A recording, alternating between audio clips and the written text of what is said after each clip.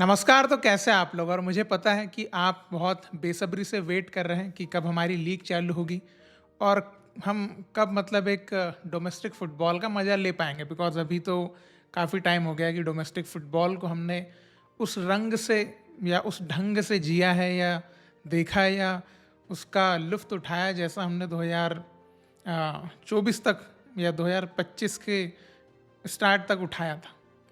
तो देखिए, आज जो मैं डिस्कस करने वाला हूँ ये कुछ अलग तरह का डिस्कशन है। सबसे पहले तो आपने हाल ही में एक न्यूज़ सुनी होगी कि हमारी एक फीमेल एथलीट है, मतलब फीमेल फुटबॉल प्लेयर मनीषा कल्याण। उन्होंने फिर से एक नया, जो साउथ अमेरिकन कंट्री में एक नया क्लब ज्वाइन किया। मतलब एक तरफ हम हमारे मेल प्लेयर्स के लिए पता नहीं कितना सोचते हैं, बातें करते हैं, डिस्कस करते हैं, और एक तरफ हमारी एक फीमेल प्लेयर है जो सारे चीज़ों को एक तरफ दरकिनार करके वो अपनी प्रोग्रेस पे प्रोग्रेस किए जा रही है। और प्राउड फील हो रहा है जब मैं ये चीज़ें सुन रहा हूँ, देख रहा हूँ, सिर्फ मुझे नहीं सबको।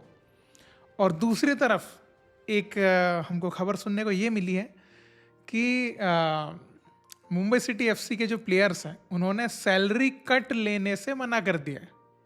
मतलब कि आप आज की डेट में इंडियन फुटबॉल देखने वाला, समझने वाला, जानने वाला हर इंसान, उसको समझ में आ रहा है कि बहुत ही गंभीर समस्या चल रही है इंडियन फुटबॉल में। और पैसे की, मतलब पैसे की सबसे बड़ी, फाइनेंशियल इशू सबसे बड़ा है अभी तुरंत में। पर ऐसे टाइम पे हमारे प्लेयर्स जो कुछ टाइम पहले देवर बैगिंग कि please start Indian Super League, they were मतलब reaching out to FIFA as well, वहाँ तक पहुँचे और please start Indian Super League. और आज वही क्लब्स जो फाइनेंशियली में भी बहुत लॉस झेलेंगे या झेल जो भी चीज़ें हैं वो तो राजी है, लेकिन players are not ready to take salary cut. तो ये दर्शाता है, हाँ, उनका ये कहना है कि उनके भी कुछ फाइनेंशियल कमिटमेंट्स हैं। मे भी हो सकता है किसी का कोई लोन चल रहा होगा, किसी का कुछ दिक्कत होगी, कुछ ये होगा, तो दे मतलब कि उन्होंने कह दिया है कि वी कैन नॉट एक्सेप्ट, हम सैलरी कट एक्सेप्ट नहीं कर सकते। मतलब मुंबई सिटी के प्लेयर्स की साइड से ऐसा है। और ये सोचने पे हमको मजबूर करता है कि what we are going through. मतलब सैलरी कट तो यहाँ पर लेना पड़ेगा। और देखो, रिवाइवल की जब हम बात करेंगे इंडियन फुटबॉल की, salary cut is very important, a pillar of Indian football साबित होगा फ्यूचर में अगर आज की डेट में सैलरी कट देंगे, सैलरी कट करेंगे। और देखिए, आज जो मैं डिस्कशन करने वाला हूँ ना, उसके लिए आप मेरे कॉन्फिडेंस की दाद दीजिए कि मैं इस टॉपिक पर डिस्कशन कर रहा हूँ कि इंडियन फुटबॉलर्स के लिए यूरोप का फुटबॉल जो हम ड्रीम है, जो यूरोपियन अप्रोच है, ये रियलिस्टिक हो सकती है। ये आज मैं डिस्कस करने वाला हूँ। तो देखा मेरा कॉन्फिडेंस, क्या चीज़ों से हम जूझ रहे हैं, लेकिन मैं अभी भी उस टॉप लेवल की चीज़ पे ही बात करना चाहूँगा। बिकॉज वो मुझे लगता है कि वही चीज़ हमारा सॉल्यूशन है। क्योंकि देखो, यहाँ पर इस कंडीशन में हम दो चीज़ें समझ पा रहे हैं। एक है कि हम इंडियन फुटबॉल हमको सुधारना है, और एक है इंडियन नेशनल टीम सुधारना है। दो चीज़ें हमारे पास अलग अलग है। क्योंकि जिस तरह से हम हमारे देश में काम कर रहे हैं, ये दोनों चीज़ें हमारे लिए अलग है, एक नहीं है। हमारे यहाँ पर इंडियन फुटबॉल के लिए काम करना अलग होता है और इंडियन फुटबॉल टीम के लिए काम करना अलग होता है। और ये आपको पता है, ये हमने पिछले जब तक लीग चल रही थी तब तक तो हम ये चीज़ें देख रहे थे। ये मतलब डिफरेंस जो है ये हमको क्लियरली नज़र आता था। तो इंडियन फुटबॉल को सुधारना मतलब हमारे इकोसिस्टम को सुधारना, और इंडियन फुटबॉल टीम को सुधारना मतलब कि हमारे पास फॉरेन एक्सपीरियंस वाले प्लेयर्स चाहिए टीम में। देन वी कैन होप वो इंडियन फुटबॉल टीम सुधरेगी हमारी अच्छे तरीके से। मतलब कि वो ड्रीम वाली बात में कि हमको वो जीतना है, हमको वहाँ क्वालिफाई करना है, उस हिसाब से, सैफ कप जीतने के हिसाब से नहीं। ये आप समझ गए होंगे मेरी भावनाओं को। तो आज यही हमारा डिस्कशन है कि मतलब यूरोपियन फुटबॉल का जो ड्रीम है वो इंडियन फुटबॉलर्स के लिए रियलिस्टिक कैसे हो सकता है और क्यों हो सकता है रियलिस्टिक, इसी के ऊपर हम बात करने वाले हैं। तो सबसे पहले मैं आपसे एक सवाल पूछना चाहूँगा। आप काफ़ी टाइम से इंडियन फुटबॉल देख रहे हैं, फॉलो कर रहे हैं, प्लेयर्स को समझते हैं। एक सवाल है कि ऐसे एक इंडियन मेल फुटबॉलर का नाम बताओ जो अब्रॉड में गया, फॉरेन में गया, मैं सिर्फ यूरोप की बात नहीं कर रहा हूँ, फॉरेन में गया, उसने वहाँ पर सस्टेन किया, अपने आप को सर्वाइव किया और अपना एक मुकाम बनाया। आपके दिमाग में ऐसा एक भी नाम नहीं आएगा। और अगर नाम आता है, इसका मतलब आप एक अच्छे पीआर का शिकार हो चुके हैं। अब मैं आपको थोड़ा डिटेल में लेके जाता हूँ, अगर आपके दिमाग में कुछ नाम चल भी रहे होंगे। सबसे पहले स्टार्ट से शुरू करते हैं। मोहम्मद सलीम हमारे पहले प्लेयर जो अब्रॉड गए थे, वो वहाँ गए, उन्होंने मैच भी खेला, उनकी बहुत तारीफ हुई, सेल्टिक गए थे जो, लेकिन वो होम सिक हो गए, बिना कॉन्ट्रैक्ट साइन किए घर वापस आ गए। उसके बाद बाईचुंग भूटिया साहब जाते हैं, वो टॉप डिवीज़न तक ही नहीं पहुँच पाए। उसके बाद हमारे सुनील छेत्री साहब जाते हैं, उनको तो बोल दिया आप तो हमारे लेवल के ही नहीं है, निकलो यहाँ से। उसके बाद गुरप्रीत सिंह संधू जाते हैं। गुरप्रीत सिंह संधू वहाँ पर अपनी जगह ही नहीं बना पाए। आप देखेंगे बहुत ही रेयर, अगर मेन उनका जो कीपर है कोई इंजर्ड है तो उनको चांस दिया गया, इस टाइप से उन्होंने वहाँ पर कोशिश करी, वो भी अपना कुछ बना नहीं पाए। उसके बाद संदेश झिंगन भी गए। संदेश झिंगन जो है वो बिना खेले ही इंजर्ड होकर वापस आ गए। तो ऐसा एक भी नाम नहीं है जो वहाँ पर सर्वाइव कर पाया या सस्टेन कर पाया और अपना कुछ नाम बना पाया। लेकिन अब फीमेल फुटबॉलर्स में जाते हैं तो एक नाम निकल के आपकी जुबान पर आ जाता है, मनीषा कल्याण, जो कि जिसने यूरोप में खेला और वहाँ पर अपनी डिमांड भी बढ़ाई। ऐसा नहीं कि खेल के वापस आ गए, जो अक्सर होता है कि गए और घूम फिर के टाइम पास करके मज़े करके वापस आ गए, नहीं, वो वहाँ पर टिकी है, अभी तक टिकी है। और अगर हम रीजंस की बात करें कि मनीषा कल्याण कैसे अभी तक वो फॉरेन में खेल पा रही है, क्योंकि आप देखेंगे अगर कोई फीमेल फुटबॉलर की बात करें, मेल फुटबॉलर की बात करें, वो जाता है और बहुत जल्दी वापस आ जाता है, वहाँ पर नहीं सर्वाइव कर पाता, वो अपनी जगह भी नहीं बना पाता। लेकिन मनीषा कल्याण कैसे ये कर पा रही है? तो अगर हम थोड़ा उस चीज़ के ऊपर नज़र डालें, कुछ चीज़ों के ऊपर कुछ पॉइंट्स मैंने नोट किया है, अगर मैं बताना चाहूँ, सबसे पहले तो वो इंडिया में बचपन से देखेंगे तो बॉयज़ के साथ खेला करती थी, जिससे उसको एक नेक्स्ट लेवल ग्रोथ मिली है। ये एक बहुत इंपॉर्टेंट फैक्टर है मनीषा कल्याण की ग्रोथ में, और वो खुद भी इस चीज़ को बोलती है कि बॉयज़ के साथ खेला करती थी। और इवन अभी भी वो इंडिया जब आती है और अपने गांव तरफ जाती है तो वो अपने उधर के ऑल इंडिया टूर्नामेंट्स और जो भी टूर्नामेंट्स होते हैं उनमें बॉयज़ के साथ ही खेलती है रादर देन वो गर्ल्स के साथ। तो ये एक अलग, ये थोड़ा पुश करता है, थोड़ा ग्रो भी करता है लड़कियों को, ये आप समझते हैं इस बात को। उसके बाद जब वो यूरोप में गई थी, उस टाइम पे उनकी एज थी 20 साल, और ये एक बहुत अच्छी एज है कि आप लर्निंग के लिए नहीं गए हो। ये मैं बोल रहा हूँ अच्छी एज इसलिए कि आप 20 साल की एज में सीधे कॉन्ट्रैक्ट साइन करने गए हो। हमारे यहाँ पर कई लोग 20 साल की एज में लर्निंग के लिए जाते हैं, वहाँ पर वो जो होती है ना पे टू प्ले वाली एकेडमीज़ में, तो वो 20 साल की एज में आप लर्निंग के लिए नहीं जा सकते। 20 साल की एज में आप जो है कॉन्ट्रैक्ट वगैरह मिल रहा है आपको या कोई दूसरा ऑप्शन है आपके पास, तो वो चीज़ कंसिडर की जाती है। तो 20 साल की एज में यूरोप के टॉप डिवीज़न क्लब में साइन करती है। 20 साल की एज, वेरी गुड। उसके बाद देखिए मनीषा कल्याण जो है ना, इंडिया में हाईएस्ट पेड फीमेल फुटबॉलर बन सकती है बहुत आराम से, बहुत ईजी है उनके लिए, बिकॉज उनको क्लब्स के ऑफर भी रहते होंगे, और जिनके पास पैसा है वो ऑब्वियसली बोलते हैं भाई इतने पैसे ले लो, हमारे क्लब से खेलो। लेकिन वो इस चीज़ को रिजेक्ट कर रही है, इसके बजाय वो बड़े चैलेंजेस की तरफ जो है वो मूव कर रही है। बड़े चैलेंजेस, ये एक खासियत है कि आप चैलेंजेस चूज कर रहे हो rather देन आप पैसे और जो है आप यहाँ पे ना एक लिमिट, एक कंफर्ट जोन को चूज कर रहे हो। वो चैलेंजेस को पकड़ रही है, ये बहुत इंपॉर्टेंट बात है यहाँ पर। आप देखिए सबसे पहले वो साइप्रस गई, वहाँ पे खेला, देन वो ग्रीस गई, वहाँ पे खेला, देन अभी वो पेरू के एक क्लब में गई, अब वहाँ खेलेगी। और एक और बात आप याद रखिए कि वो कोई एकदम तुच्छे क्लब में भी नहीं जा रही है कि वो उस कंट्री के कोई तुच्छे क्लब में जा रही है, भाई वो अच्छे क्लब्स में जा रही है। पेरू में भी जो गई है वहाँ का टॉप क्लब है, टॉप। तो ये आप समझिए कि वो उनकी डिमांड भी है, तो वो कोई ऐसे छोटे मोटे क्लब से नहीं आ रही, इसका मतलब है she is playing very good. उसके बाद फिर एक बहुत बड़ा फैक्टर है कि मनीषा कल्याण ने अपने जितने भी डिसीजंस लिए हैं वो रियलिस्टिकली लिए हैं, ऑप्टिमिस्टिक वे में एक भी डिसीजन नहीं लिया है। सबसे पहले जैसे साइप्रस का क्लब चूज करना, देन ग्रीस का क्लब चूज करना, देन पेरू का क्लब चूज करना, तो ये रियलिस्टिक है कि उनको एक तो गेम टाइम ही मिलेगा, आप देख सकते हैं उनको प्रॉपर गेम टाइम मिलता है, गोल स्कोरिंग उनकी अच्छी होती है वहाँ पर।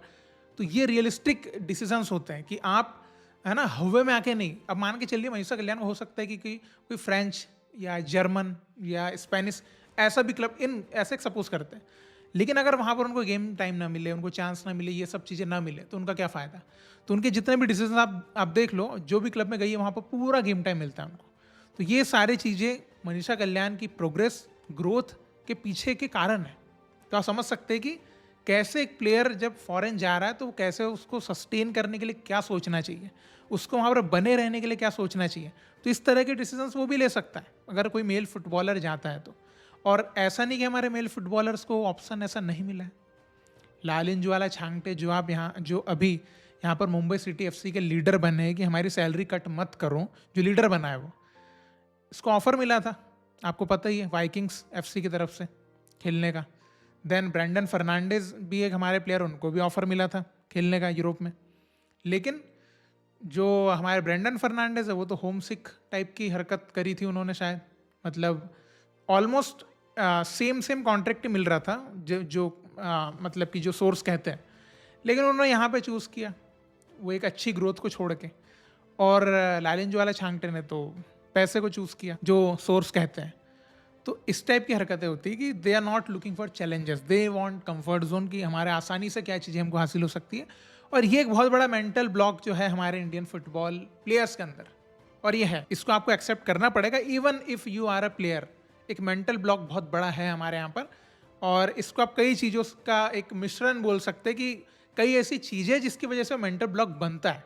मैं ये नहीं कहूँगा कि हाँ नहीं वो थोपा है, वो बनता है क्योंकि वैसी चीज़ें हम यहाँ पर देखते हैं आमतौर की ज़िंदगी में। अब देखिए आपके मन में सवाल आएगा कि क्यों फिर मैं इस टॉपिक पर डिस्कस कर रहा हूँ जब ये इतनी प्रॉब्लम्स है और हमारे प्लेयर्स के मन में भी एक मेंटल ब्लॉक है कि वो उधर वो मतलब बड़े चैलेंजेस को नहीं एक्सेप्ट करना चाहते। फिर भी मैं ये क्यों बोल रहा हूँ कि ये एक रियलिस्टिक अप्रोच है, रियलिस्टिक ड्रीम है कि हमारे प्लेयर्स यूरोप में खेल सकते हैं। तो देखिए मैं इस टॉपिक के ऊपर और डिटेल में बात करूँ और आगे बढ़ूँ, उससे पहले मैं चाहूँगा कि यूरोप में खेल चुके हमारे Indian football legend Sunil Chhetri की बात को आप पहले गहराई से समझें कि वो यहाँ पर क्या बोल रहे हैं। फॉर एग्जाम्पल मैं स्पोर्टिंग गया था, तो मैं 24-25 साल का था, लिस्बन गया था। मैं जब वहाँ गया एक हफ्ते में मुझे हेड कोच ने बोला कि you are not good enough for the A team, go to the B team. From this level of India when I went there I could sense कि मैं, and it's not the skill नहीं, but game का जो pace है ना,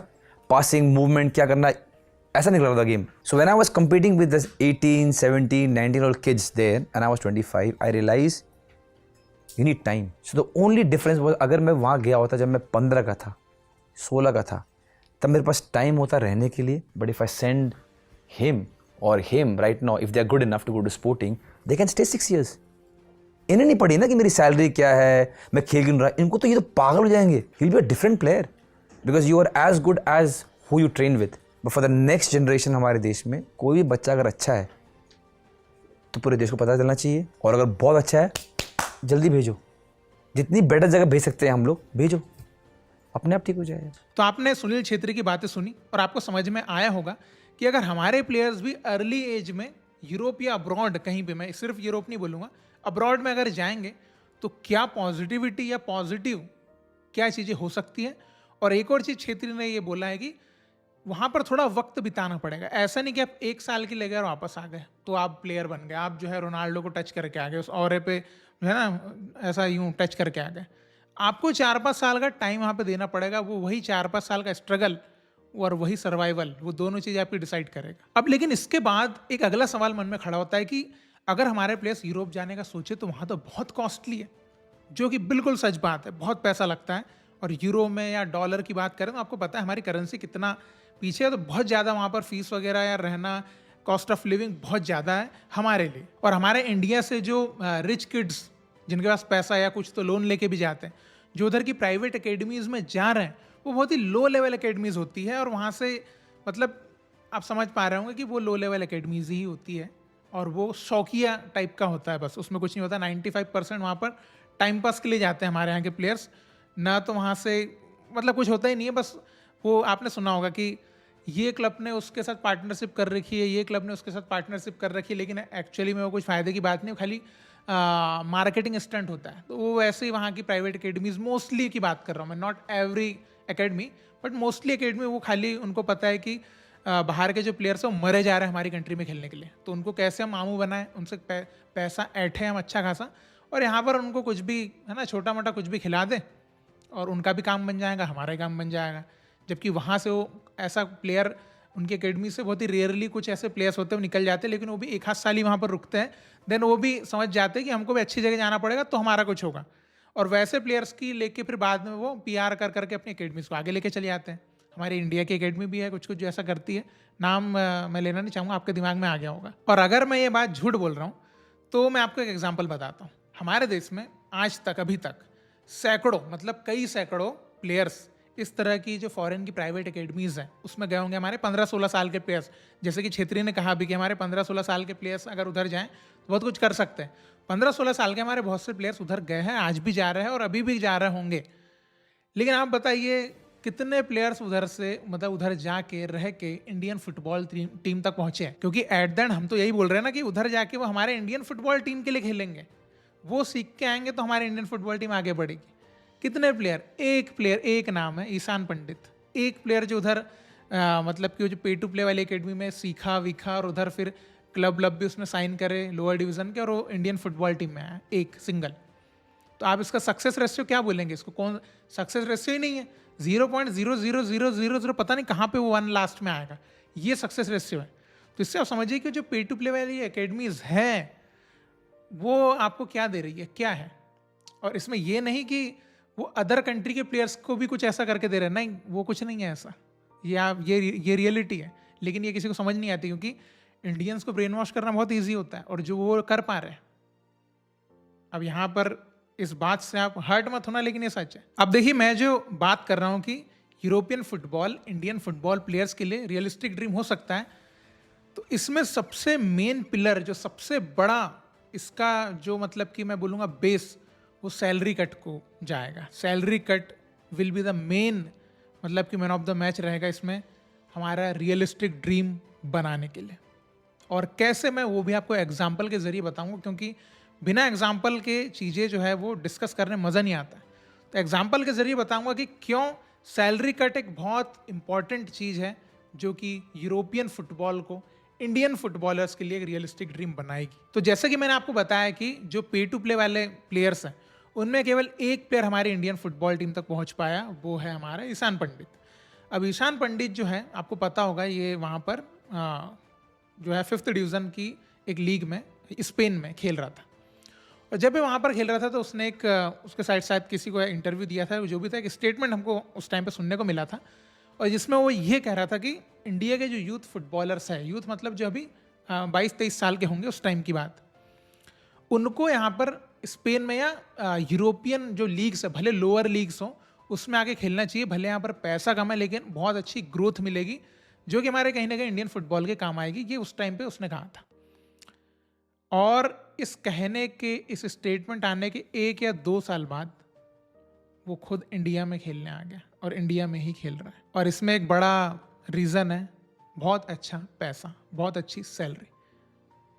तो ये आपको उस चीज़ का समझ में आएगा कि क्यों मैं बोल रहा हूँ कि सैलरी कट बहुत इंपॉर्टेंट है। और देखिए, जब मैं सैलरी कट की बात करता हूँ ना, तो मैं ये नहीं बोल रहा हूँ कि प्लेयर्स को पैसा नहीं मिलना चाहिए या प्लेयर्स थोड़े से मनी ओरिएंटेड टाइप के हो रहे हैं कि, है ना, मैं उसके पीछे उनका भी दोष भी नहीं ठहराऊँ। क्योंकि देखिए, अगर कोई प्लेयर 25 साल का है तो वो पैसे के बारे में सोचेगा, बिकॉज उसकी भी फैमिली है, उसकी भी लाइफ है, उसको भी जीवन जीना है, उसको भी खर्चे करना है, खर्चे चलाना है अपने घर के, अपने जो भी है। ये एक प्रैक्टिकल बात है और इसमें कोई बुरी बात नहीं कि एक इंसान पैसे के बारे में ना सोचे, बिल्कुल सोचना चाहिए, क्योंकि पैसे सब कुछ नहीं होता है। ये वही बोलता है जिसके पास पैसा ही नहीं होता है, जिसका पैसा है वो भाई वो बराबर पैसों का यूज़ करता है। और 25 साल का इंसान पैसे के बारे में सोचे, ये कोई बुरी बात नहीं है भाई, क्योंकि आपको ही पता है कि फुटबॉलर्स का एक बहुत एवरेज अगर हम बोलें तो 30 से 32 एक प्राइम, मतलब 32 तक बहुत बोल दिया कि एक प्राइम एज होती है, प्राइम उसके करियर की। उसके बाद धीरे धीरे उसका फॉल चालू होता है। हर कोई मेसी रोनाल्डो या इस टाइप का नहीं होता है। 30-32 जो है उसका प्राइम माना जाता है, यहाँ तक वो बहुत अच्छे पैसे कमाता है। तो वो सोचेगा ही, वो तो अच्छे कॉन्ट्रैक्ट की तरफ जाएगा ही जाएगा और इसमें कोई बुराई नहीं है। लेकिन हमारा यहाँ पर विषय कुछ और है। हमारा सैलरी कट मतलब हु डिजर्व उनको दो, जो नहीं डिजर्व उनको मत दो, सिंपल सी बात है। क्योंकि अगर हमारा प्लेयर इंग्लैंड में जाकर 10 करोड़ रुपए कमाए, कौन रोक रहा है भाई? कमाना मेरे भाई, 100 करोड़ कमाए, 1000 करोड़ कमा ले, लेकिन वो यहाँ खेल कुछ नहीं रहा और 1 करोड़ भी कमाए, देन वो चीज़ गलत हो जाती है, क्योंकि वो इकोसिस्टम खराब कर रही है जो कि ऑलरेडी हो चुका है इंडियन फुटबॉल का। इसलिए सैलरी कट एक बहुत इंपॉर्टेंट फैक्टर रहेगा रियलिस्टिक ड्रीम बनाने का यूरोपियन फुटबॉल को, क्योंकि ये चीज़ टेक्निकली जाएंगे अपन तो इंडियन फुटबॉल को लंगड़ा कर रही है, हैंडीकैप बना रही है इंडियन फुटबॉल को, और आप इस चीज़ को एक्सेप्ट करेंगे। लेकिन देखिए, प्लेयर्स किस फैमिली बैकग्राउंड से आ रहे हैं, उनके क्या लाइफ के सर्कमस्टांसेस है जिसमें वो जी रहे हैं। तो इसके ऊपर डेप्थ में अगर हम बात करेंगे तो एक अलग डिबेट हो जाएगी। अभी हमारा टॉपिक कुछ और है, इसलिए हम उसके ऊपर वापस आना चाहेंगे। अब देखिए, जब हम अब्रॉड की बात करते हैं तो मोस्टली हमारे यहाँ से, इंडिया से सबसे ज़्यादा अगर बाहर प्लेयर्स कहीं जा रहे हैं तो वो स्पेन में जा रहे हैं, क्योंकि सबसे ज़्यादा प्राइवेट एकेडमीज वाला जो बिजनेस है वो स्पेन में चल रहा है। स्पेन सबसे ज़्यादा हमारे इंडिया से वहाँ प्लेयर्स जा रहे हैं। लेकिन ये बात भी समझने की बात है कि स्पेन, इंग्लैंड, ये जो टॉप कंट्रीज है ना, एकदम क्रीमी कंट्रीज फुटबॉल में, यही ऑप्शंस नहीं है मार्केट में। अगर मैं आपको एग्जांपल के जरिए बताऊं, सोम कुमार नाम के हमारे एक इंडिया यूथ टीम के प्लेयर है, गोलकीपर, वो भी छोटे थे, उन्होंने भी फॉरेन की कंट्री में मूव किया। वो जर्मनी या इधर नहीं गए, वो गए स्लोवेनिया की वहाँ पे क्लब की एकेडमी में गए, और आज देखिए वो स्लोवेनिया की टॉप डिवीज़न क्लब के साथ उन्होंने कॉन्ट्रैक्ट भी साइन कर लिया है। तो वर्थ इट रहा। अब वो कितना उनको चांस मिलेगा नहीं मिलेगा वो एक सेकेंडरी विषय है, लेकिन बात यह है कि वो वहाँ स्लोवेनिया गया, स्लोवेनिया के टॉप डिवीज़न क्लब में उन्होंने कॉन्ट्रैक्ट साइन भी कर लिया। तो ये एक किस तरह से प्लानिंग होनी चाहिए किसी प्लेयर की, यूरोप जब वो जा रहा है, अगर आपके पास पैसा भी है, आप स्कॉलरशिप पे भी है, जो भी तरीका है, तो ये देखिए कितना सही अप्रोच। आज वो एक अच्छा खासा क्लब भी साइन कर चुके हैं। अब अगर देखिए जो यूरोप को रियलिस्टिक ड्रीम कैसे बना सकते हैं इंडियन फुटबॉल के लिए, उसके अगर हम सॉल्यूशंस के बारे में बात करें तो देखिए, सबसे पहले तो हमारे यहाँ के जो क्लब्स हैं उनकी पार्टनरशिप इसमें बहुत बड़ा इंपॉर्टेंट रोल निभा सकती है। लेकिन देखिए, पार्टनरशिप की जब हम बात करते हैं तो वो भी अलग अलग तरह से। एक हमारे यहाँ पर मोस्टली होता है स्ट्रेटेजिक पार्टनरशिप कर ली, कि उधर क्या है ना, प्लेयर्स के प्रोग्राम है, जो भी है, थोड़ा सा कोच डेवलपमेंट, इनके ऊपर फोकस और इस तरह के प्रोग्राम्स। इसमें प्लेयर्स को डायरेक्टली बहुत ज़्यादा फायदा होता ही नहीं है। लेकिन वहीं पर अगर हम प्लेयर एक्सचेंज टाइप के कोई प्रोग्राम्स करें, अच्छे वाले, ये नहीं कि टेम्पररी वाले 1 महीने 2 महीने, अच्छे वाले प्लेयर एक्सचेंज प्रोग्राम्स कुछ करें, अच्छे स्काउटिंग वाली पार्टनरशिप्स कुछ करें, then it can be very impactful. और ये बहुत लॉन्ग टर्म में जो है बहुत सस्टेनेबल भी रहेगा और बहुत फ़ायदेमंद भी रहेगा। और उसमें भी देखिए, उसमें भी चूज ही होना पड़ेगा। अभी हमारे यहाँ पर आपने देखा हो क्या होता है, कोई भी बड़ा क्लब है हमारा इंडिया का, वो उधर के टॉप क्लब से मतलब कि पार्टनरशिप कर लेगा। कोई एथलेटिको मैड्रिड से कर रहा है, कोई उधर रेंजर्स से कर रहा है, कोई जो है डोर्टमंड से कर रहा है। इतने बड़े क्लब में हमारे यहाँ के प्लेयर्स को कौन लेने वाला है भाई? कौन लेने, कहाँ, किधर, कौन सोच रहा है ऐसा? कहाँ से? नहीं हो सकता। मान के चलो कोच वोच इधर ट्रांसफर कर भी देंगे, उससे यहाँ पर प्लेयर्स को उतना गहरा फायदा जो मिलना चाहिए वो मिल नहीं रहा, क्योंकि उस कोच के अंडर यहाँ का प्लेयर 2 साल या 1 साल ट्रेन हो रहा है एकेडमी में, बस उसके बाद वो प्लेयर ही गायब हो जा रहा है। और अगर मैं गलत हूँ तो आप प्लेयर ढूंढ लो जिन्होंने फॉरेन कोचेस के अंडर सीखा फिर गायब नहीं हुए होता। बहुत ही रेयरली कुछ 1-2 नाम निकल के जो बच जाते हैं, मतलब सब गायब हो जाते हैं। तो ये जो बड़े बड़े नाम के साथ पार्टनरशिप करने की बजाय हम छोटे क्लब्स के साथ पार्टनरशिप करें, may be 2nd division, 3rd division, even 4th division, ज़्यादा इंपैक्ट रहेगा। जो प्लेयर एक्सचेंज की जब हम बात करते हैं, अगर हम यूथ लेवल की बात करें या सीनियर लेवल की बात करें, हम एक 4th डिवीजन या 3rd डिवीजन क्लब के साथ हमारे सीनियर प्लेयर्स को एक्सचेंज कर सकते हैं। हमारे जो प्लेयर्स हैं 3rd डिवीजन, 4th डिवीजन, इसमें भाई अच्छे से खेल भी पाएंगे, है ना। वो उधर जाके से बैठे रहेंगे ऐसा भी नहीं होगा, क्योंकि देखिए इस तरह की जो चीज़ें हैं, अगर आप बोलेंगे कि नहीं ये तो अनरियलिस्टिक, सऊदी ने जो है, सऊदी की फुटबॉल ने, उन्होंने, आपको याद होगा, मतलब उनकी तो शायद फेडरेशन ने कर लिया था, मैं तो यहाँ पर क्लब्स की बात करी, इवन फेडरेशन भी ऐसे पार्टनरशिप कर सकता है, कोई दिक्कत नहीं है।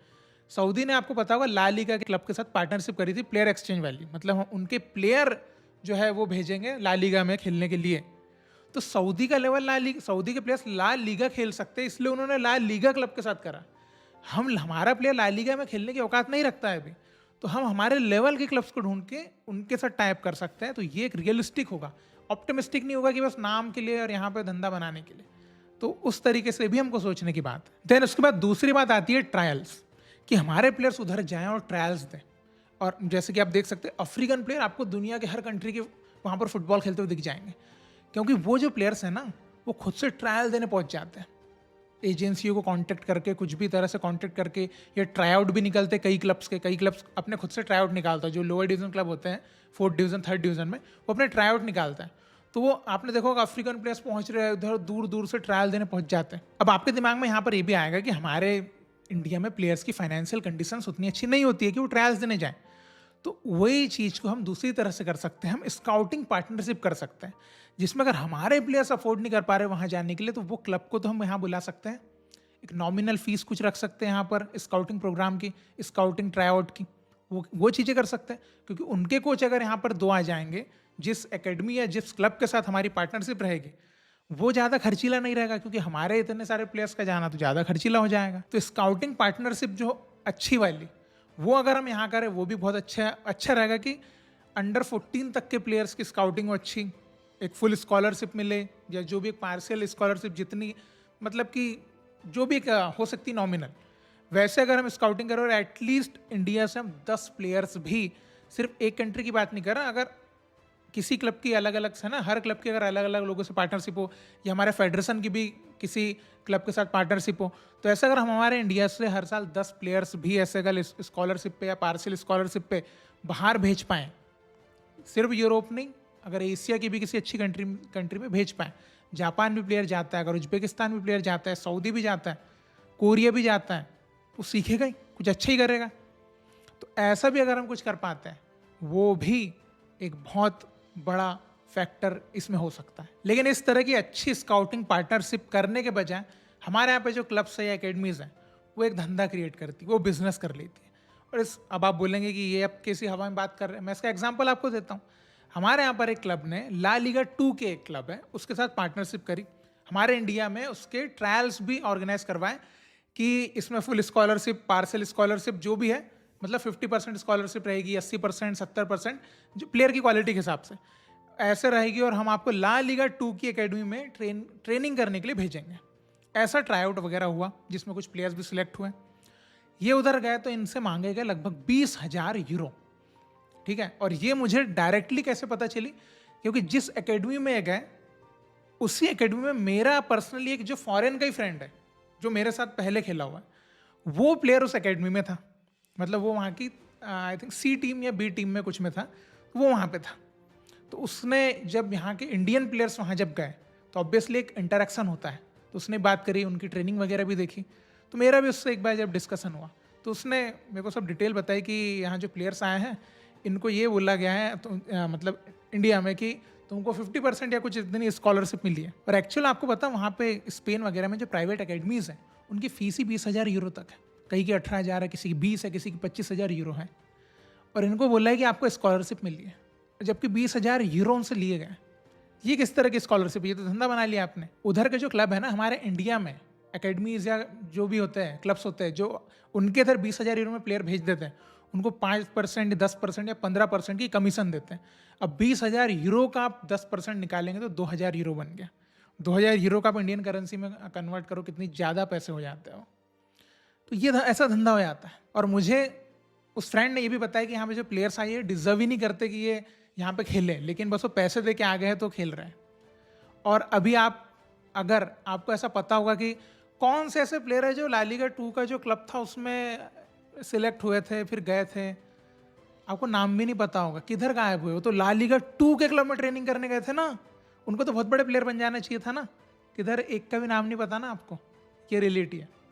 और क्या होता है ना, कई क्लब क्या करते हैं वहाँ पे अपने ब्रोचर में या फिर अपने वेबसाइट्स पे बहुत ऐसा कर दे कि इन पार्टनरशिप विथ हम आपके फ्रेंडली मैचेस कराएंगे रियल मैड्रिड के साथ, ला मासिया की टीम के साथ, गेटाफे के साथ, एथलेटिको मैड्रिड अंडर 19 के साथ, लेगानेस अंडर 19 के साथ, है ना, अलावेज अंडर 19 ऐसे इनके साथ हम आपके मैचेस कराएंगे। ये जो रहेगा एक्सपोजर रहेगा।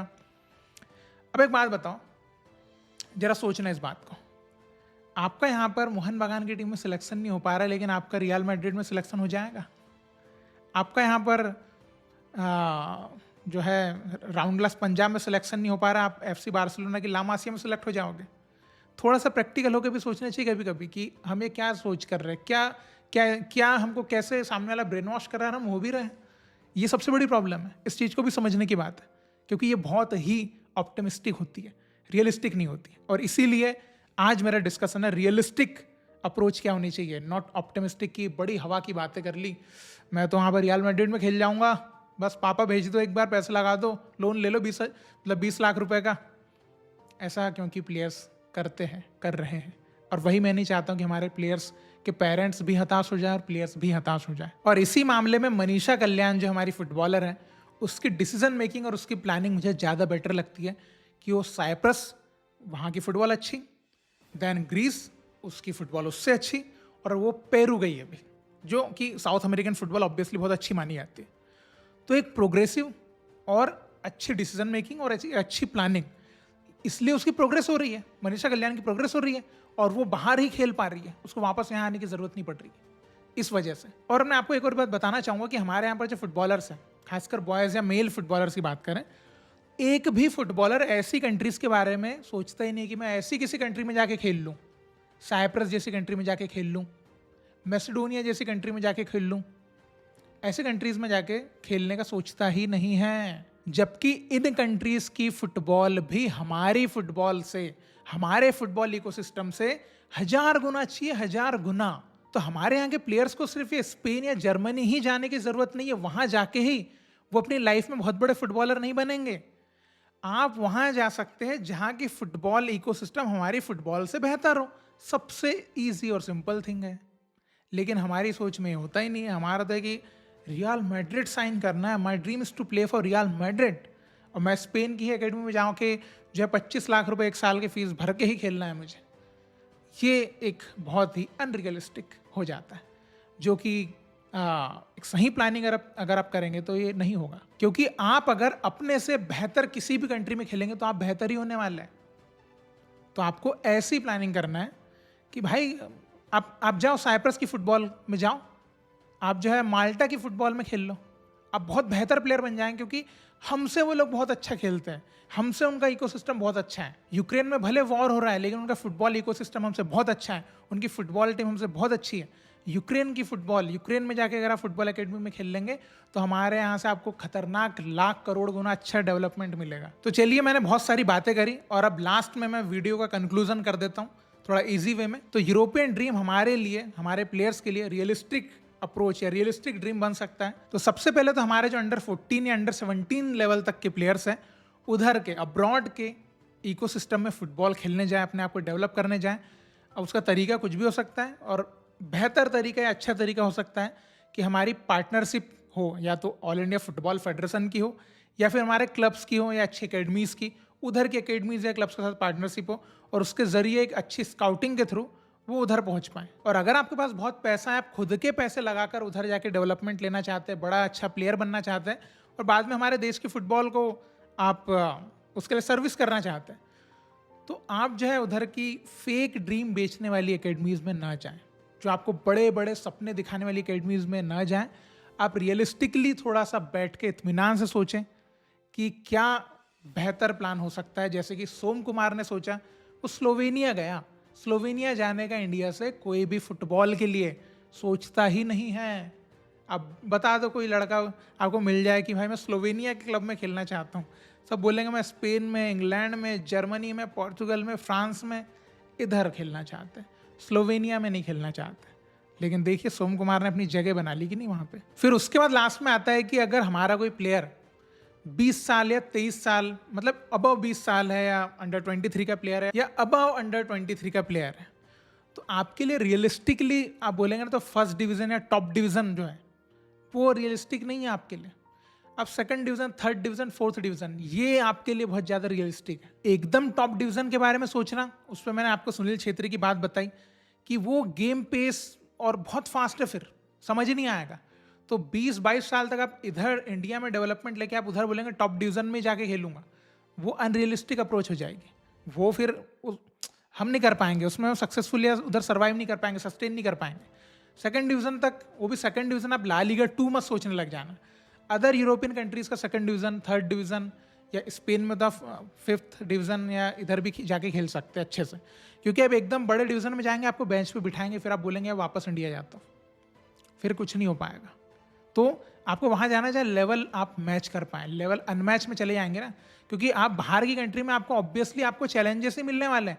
ये नहीं कि आपको वहाँ पे प्लेयर्स आपसे नीचे के दर्जे के मिलेंगे, आपको आपसे अच्छे दर्जे के क्वालिटी प्लेयर्स मिलने वाले हैं। और सबसे आखिरी बात और सबसे मेन बात कि हमारे यहाँ पर सैलरी कट, जो ओवर प्राइस्ड हो चुके प्लेयर्स, उनको नीचे करना पड़ेगा।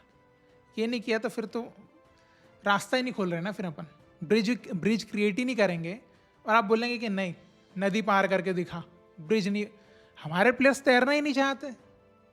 जब वो तैरना ही नहीं चाहता है तो आपको ब्रिज तो बनाना पड़ेगा ना। ब्रिज ये है कि आपको ओवर प्राइस हटा के आपको बोलना पड़ेगा कि जो है चलो आप है ना, इस कच्चे पुल से चलो और उधर पहुँचो।